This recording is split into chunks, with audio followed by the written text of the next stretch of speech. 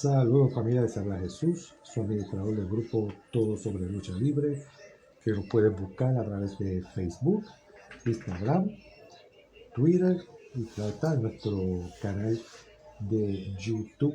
Estamos una vez más con otro Instagram Live. Joan, saludos. Como siempre, una fiel aquí a los Instagram Live.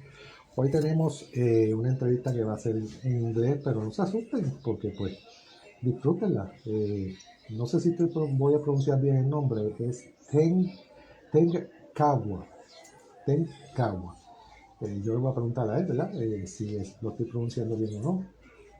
Sí, Joan, ya les envié mensaje a los nombres que me habías notificado. Saludos al africano Panamá. Sí, estoy esperando que me responda para entonces darles una fecha. Gracias por las recomendaciones. Siempre es bueno recibir recomendaciones porque muchas veces pues son tantos los luchadores y luchadoras que a veces pues uno no sabe, ¿verdad? Buscar y por lo menos siempre está la fanaticada y hasta los mismos luchadores cuando los entrevisto pues me recomiendan también otros luchadores y luchadoras, así que se les agradece un montón.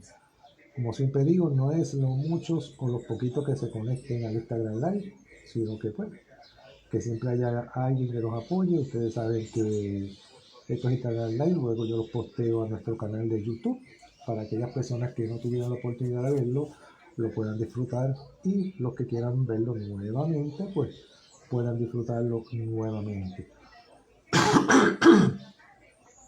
Perdón. Bueno, sí, ya me comuniqué con Tengkwa, un poquito difícil de decir el nombre, así que en unos minutitos debe estar ya por aquí a punto de conectarse para comenzar este Instagram Live. Recuerden que yo siempre posteo los Instagram Live en YouTube porque yo sé que la diferencia de horas entre los países, pues muchas personas están trabajando, otras personas pues se les hace difícil disfrutar en vivo, así que por eso es que yo una vez los termino pues los preparo y los pongo en YouTube y se lo hago saber para que aquellas personas que están interesadas pues vayan y claro, le den like a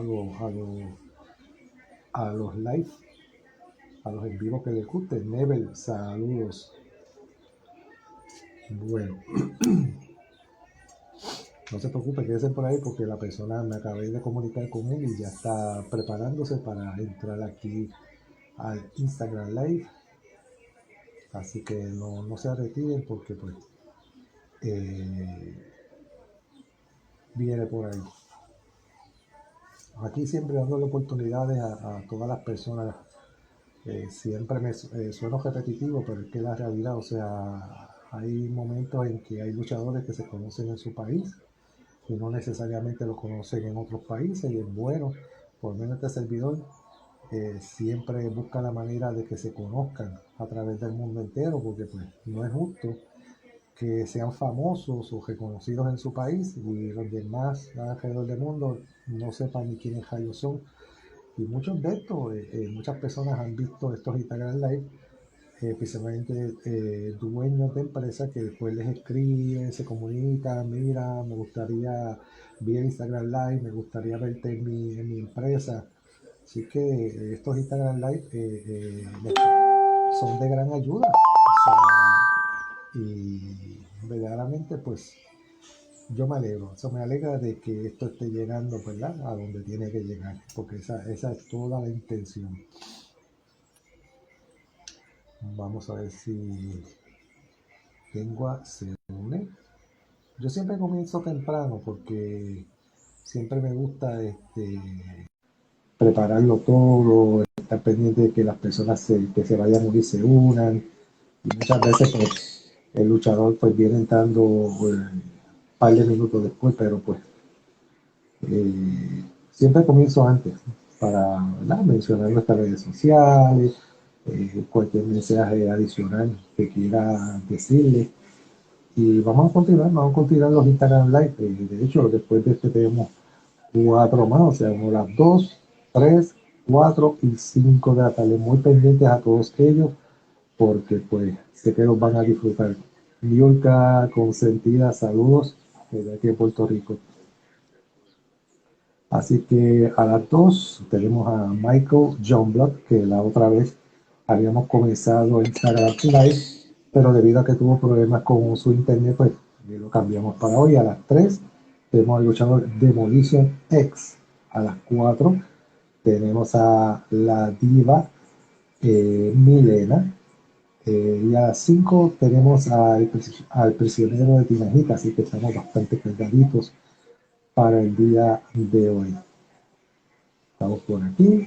Estoy esperando a que nuestro luchador invitado se una para entonces comenzar este Instagram Live. Como les dije, la entrevista va a ser en inglés, pero no se asusten. O sea, yo creo que siempre es bueno, ¿verdad? Tratar de, aunque sea aprender o entender un poquito el idioma inglés. Hay muchos luchadores que nunca se sabe si vayan a visitar una empresa que hable en inglés y pues mira, estas cosas les ayudan. Desde aquí, desde Puerto Rico, envío un saludo a todas esas personas que siempre se conectan, siempre están ahí. Eh, Así que vamos por aquí. Tenga, pero ya que posiblemente, pues, como es un luchador enmascarado, pues se está poniendo la máscara, se está preparando y pues por eso es que se está tardando un poco. Pero él me dijo que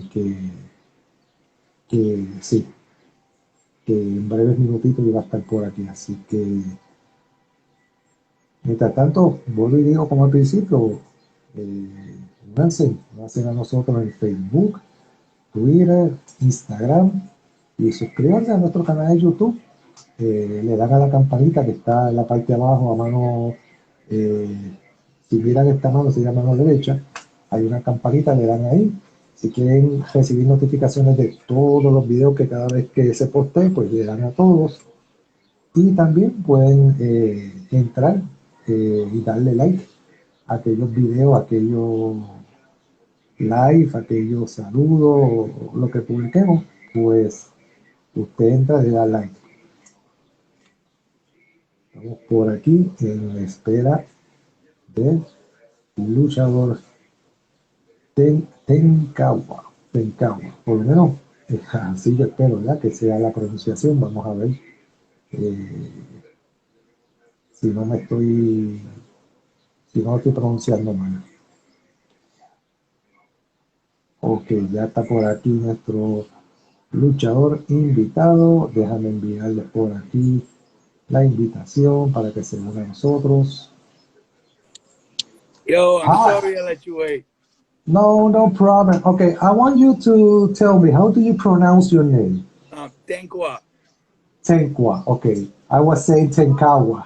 No, sorry, it's Tengkwa. Just Okay, Tengkwa. It's Tengkwa. easy. Okay, first of all, I want to tell you that a good friend of yours that I interviewed yesterday, Hugo Perez, was very excited when he saw the photograph of you, and he was very excited to know that I was going to interview you today. Oh, thank you very much. Yeah, Big up to Hugo. Yeah, I met him many yeah, times on the road. Very yeah. good wrestler. That's why he told me. Oh, I'm very happy that you're going to interview him. He's from Europe and he's my friend. Yeah, definitely. Yeah, he's been in Europe for a long time. I think he wrestled in France for a long time.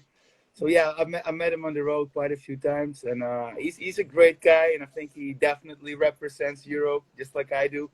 So good to hear that, my Maybe man. he has some work right now in Ecuador. Maybe you don't know Yeah, if he's going to invite you to Ecuador one day. it's funny. Well, I actually maybe a couple of days ago I was scrolling on Instagram and I actually saw him at doing stuff in Ecuador. Yeah, that looked really good, man. Who knows Yeah, in the future? who knows? Who Yeah, knows? you know. You just cross your fingers and you never know. Exactly. Okay, why are you in the wrestling business?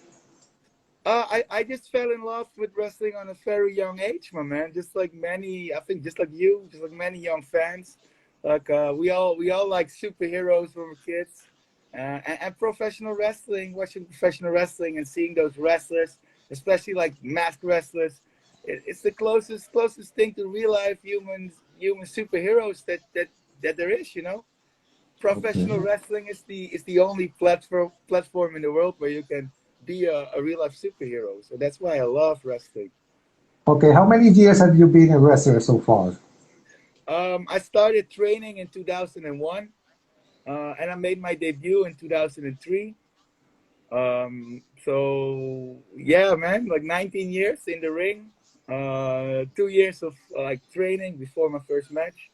And I'll be honest with you and everybody that's watching. Back in those days in the Netherlands, there wasn't a big wrestling scene at all. So I Okay. really had to learn from a lot of trial and error. Luckily, I found my way on the internet, and I found out about schools in England, for example. So I went there for a long training camp, which was really an eye opener for me. Like I met like talents from all over the world over there, good trainers like Justin Richards, um, Robbie Brookside, Alex Shane, Paul Burchill was there at the time, and a bunch of young British guys that got very big in the industry. So yeah, it was a good time for me to go there at that point, and it opened my eyes to see what I had to do, and how I had to train to become like a good professional wrestler. And that took me on a journey through to all over Europe. So I would go to Germany, for example, which is very near to the Netherlands. It's a Hmm. neighbor country. And I would go to the WXW shows. You probably have heard of West Side Extreme Wrestling from Germany. Yeah, They got yeah. pretty famous right now. And I would go there around like 2004, 2005 to participate in the wrestling seminars they were doing. Because every time they would do a show, they would bring over foreign guys from guys like Chris Hero, Mike Quackenbush, Skyda, Nigel McGuinness, Robbie Brookside would come by a lot of times. So, and they would offer seminars for wrestling students in Europe to participate on, like right before the show. So I would always go there and I would participate in the seminars, and that way the promoters there kind of like got to know me, and eventually they found out I was doing matches in the Netherlands with a mask on, and they asked me to go there one time. So that's how I kind of break through to the a wrestling promotion that brought over a lot of international people, and had a lot of wrestlers from all over Europe. So that's where I really started to learn. You know what I mean? Hmm. And Hmm. still, it took me at least 6 or 7 years before I knew what I really was doing. Like a lot of trial and error. Because, like I said, there was no real guidance in the Netherlands for me. It wasn't that I could go to a trainer that I had at the time with all that experience. You know what I mean? So I really had to Hmm. learn from all over Europe. So yeah, that's kind of how it started. Okay, your wrestling name, what does it mean and why are you wearing a mask? Because your mask is like a skull. Uh huh. So my wrestling name kind of remains like a mystery. It's just a name. It Mm. doesn't mean nothing, but it has to Oh, do with okay. like my real name. Um, and eventually, I was looking for a name. I would tell you straight up, my first match when I made my debut, I made my debut with a mask on, but my wrestling name was Damian Crimson. Now that sounds super stupid, looking back at it. It's super cheesy. Okay. It's one of those dark side names a guy would choose. Like you'd see Yeah. many there, like thousands of Undertaker copies in professional wrestling, for example. Uh, plus, I don't know. Looking back, it was a stupid name. I like, for example, I like the Misfits and I like the Crimson Ghost, so I took that. I really like horror movies, and I always like the Exorcist movies and like the Damien Carras characters. I took the Damien from that and I mixed it together with Damien Crimson. But I was like, keep in mind I was 16, back at that time. So I was just a kid making this stuff up. Okay.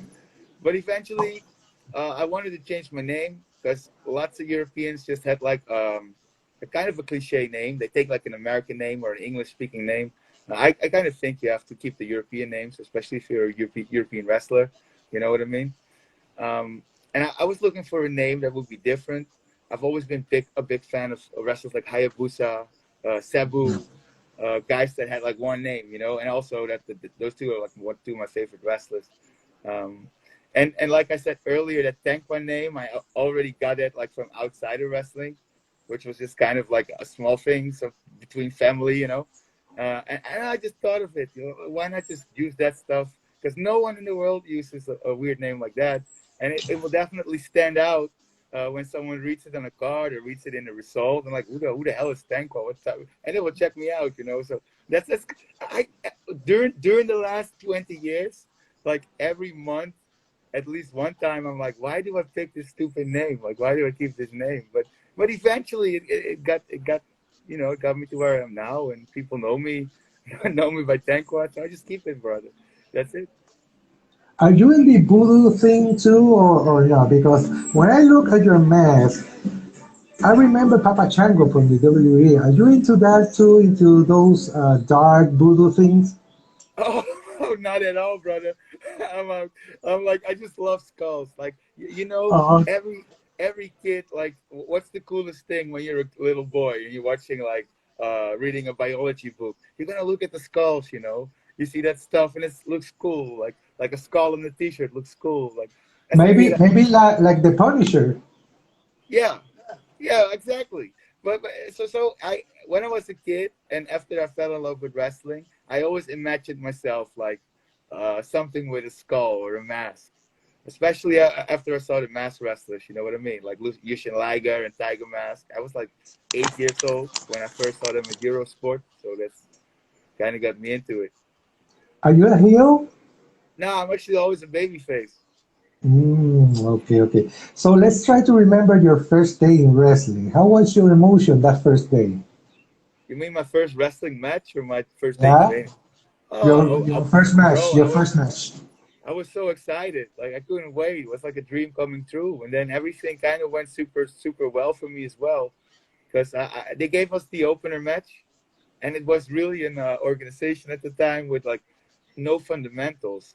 And guys were kind of just doing this as a hobby group. And they were like throwing each other with just moves they saw on television, and just practicing the moves. But there wasn't something like they understood the psychology of something or like a storytelling match. It wasn't going like that.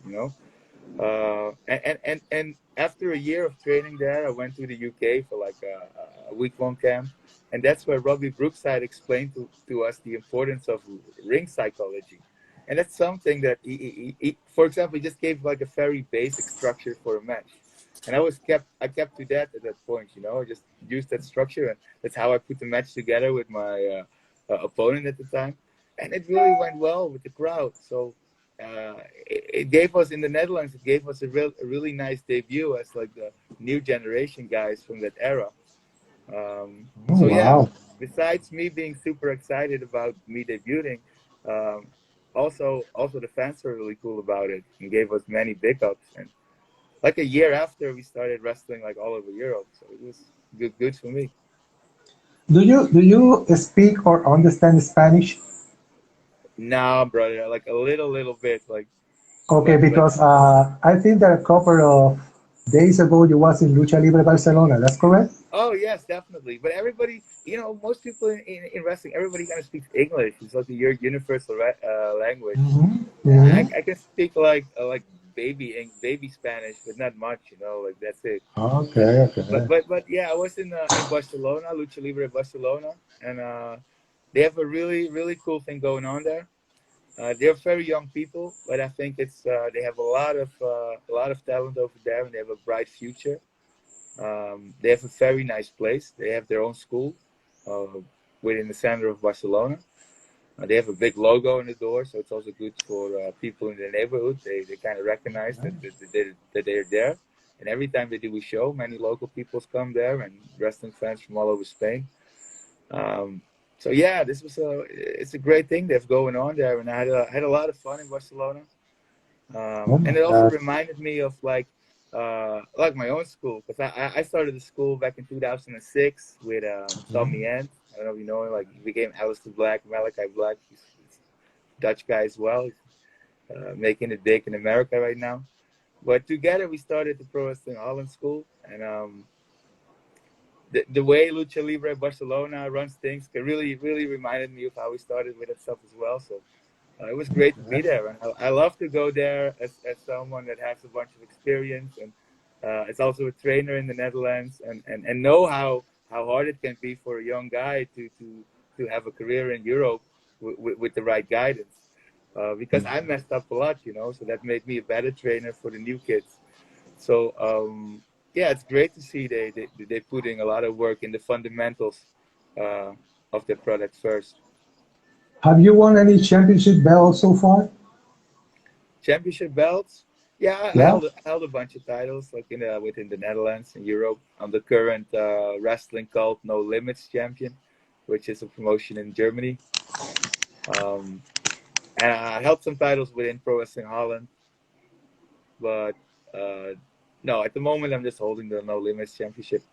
Okay. Would you love to go to Mexico to learn this the type of wrestling? Um, yes, that was actually when I was younger. That was always my ambition to go there at one point, and I still would really like to go there somewhere in the future, of course. But what we did, like in Germany, WXW, they brought over Skyda a couple of times, and Mike Quackenbush, Okay. which run really good lucha libre school in the States at the time. So what we did with a bunch of Dutch guys is that we organized a training camp in the Netherlands, and we brought in like Mike Quackenbush and Sky as well, and we trained with them for a couple of days. And then a couple of our guys from our group went to America to train with them as well for like a year. Came back, and then we formed PWH and all trained together. So that's when we all implied the lucha fundamentals, like the roles that we do. And Okay. you could see it back in all of our styles. I think in the style of Pro Wrestling Holland and my generation of Dutch wrestlers, because the fundamentals has a lot of influences from Mike Quackenbush, Skyda, but also from the British wrestlers like Robbie Mhm. Brookside, Johnny Kidd, and European wrestling. So that's our Wow. style. If you have any opportunity to go either WWE, AEW, Ring of Honor, or TNA, which one would you choose and why? To be honest, I'm gonna tell you, it might sound weird, but I really have no ambition actually to do that stuff. If I would like get booked, I would like maybe do it, but I would definitely not move to the United States or live Mhm. there because I invested like so much of my time in the Netherlands and for Pro Wrestling Holland and running a school and the company, and I'm really all for bringing back the European territory. Do you know what I mean? Okay, what about New Japan? I would love to wrestle in Japan, but Ah, I prefer Michinoku Pro. I wrestled there already. okay. And let me rephrase what I just said. It's not that like I don't really want to go to America because I have many friends there and I would love to wrestle in America, of course. Okay, But okay. getting signed to one of those companies uh, is a huge commitment. You know what I mean? Hmm. You And have that's to a sign life. a It'll contract be a about that. life. Yeah, it's a life changing thing. You know, it's not like from like, oh, I'm gonna do it. If you would ask me like 15 years ago or 10 years ago, I would say, yeah, of course. But no, it's different now. You know. So yes, I How would go. I would go. I would go if I get booked for just a couple of matches, of course. But I would not go like a stay there. And I like Impact Wrestling. They're cool. I like what GCW is doing. It's really good. And yeah, AEW is nice as well. I think WWE has more than enough people already, so I don't think they would yeah, yeah. book me. You know? Okay, how is wrestling right now in the Netherlands? Fans are supporting or not? Yeah, they're super supporting. Actually, last Sunday we had our first show after 2 years of lockdowns in the Netherlands during the pandemic. So it was very tough on us because the pandemic killed a lot of our momentum. Because 2019 was like a super good year for us, where a movie came out about us, which was on national television. It was in the cinemas. We were booked for like the biggest festival in the Netherlands, uh, in front of thousands of people. We wrestled on festivals. We had very successful shows. Many of us got interviewed on like big TV shows, so many people, became aware that we exist. Um, and we were kind of going towards like a national entertainment kind of thing that people recognize, like, oh, this Pro Wrestling Holland. And then the movie showed on TV. Many people watched it, and the day after, our government announced that we were in a pandemic. So the restrictions came, and it kind of like killed the whole momentum. Um, Okay, if you are in a match and the stipulation is that if you lose your match. Unfortunately, you lose your match. That will be the end of your career as a wrestler? Yeah, brother. Like the other guy I did an interview with asked me the same, but for sure, because I respect those rules and it's a tradition. And I told him as well. Like I started out with the mask on, because I was also very young. I was 17. I always loved masked wrestlers, but I figured like I wrestle with a mask on, and then once I get a bit older, I take it off and I'll start, having a serious gimmick. But then the mask really started working for me and kind of became my thing.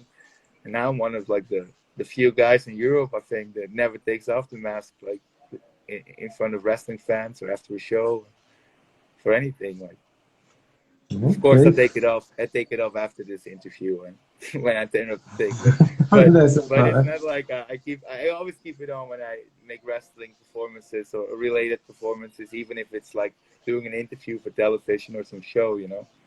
When I represent our culture. In Mexico, the mask is the same as respect. They respect the mask. Yeah, And yeah. when a wrestler, a luchador, loses the mask, they start to cry and cry and cry. Yeah, it's a big drama. Like I'll tell you, a few times I had matches where my mask got ripped open, and people were like, "No, he's gonna lose it," and it's because they know me for such a long time, so they invested a lot of like, you know, feelings towards that. So and it's great, that I'm blessed that we have fans that go with that. Okay. Do you ever think about retirement, or we can expect more years from you in the wrestling business? Um, yeah, a couple of times I thought of it because I had very nagging injuries, but I took better care of myself and like I started slowing down a bit and changing it. Started to wrestle smarter at least. Um, and I'm also a trainer. Like every Sunday, like I still do like 4 hours of training with my guys.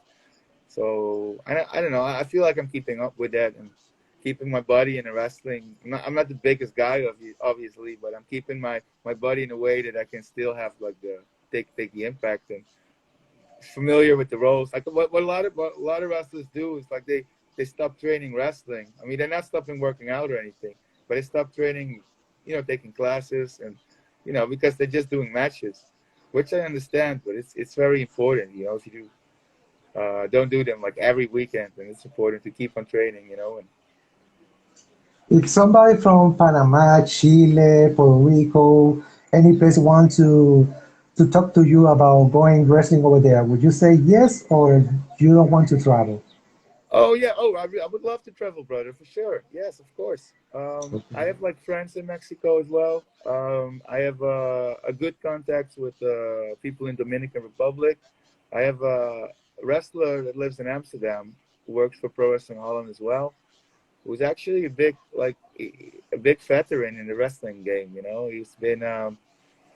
He used to wrestle for IWA Japan back in 94, 95. Wow. His name was Bob Baragel. I think he Okay. used to work with Victor Canonis as well. But he lives in Amsterdam now. He's wrestling as El Chico. Mm. He's a big dude. You know who I'm talking about? Yeah, yeah, I know him. Oh, yeah? Yeah, I've been watching some of his matches. What? You've been working with him? No, no, I'm watching some of his matches. Oh, yes. He's pretty good. So if somebody wants to make contact with you through social media, how can they do it? Well, obviously through my Instagram, like you did with me. I think you can click on it now. Um, So yeah, that's the thing I use the most. I'm not so much on Okay. Facebook. I have a like page on Facebook where Okay. most of the stuff I post there comes directly from my Instagram, so I like duplicate post it. So and what I would appreciate from the people watching, like check out Pro Wrestling Holland, check them out on Instagram or on YouTube. That's the company I represent over here in the Netherlands. Um, and also check out other European wrestling because the European wrestling scene is coming back. It's always been America, Japan, Mexico, and the United Kingdom, but Europe has a rich history, so it's coming back now with a lot of good schools and good promotions over here. If you can recommend me any of your friends wrestlers, you can send those names to my to a message. Maybe if they have Instagram, I can contact them to do some Instagram live if you have good references. Oh, for sure, my man. I'll send you a bunch of guys.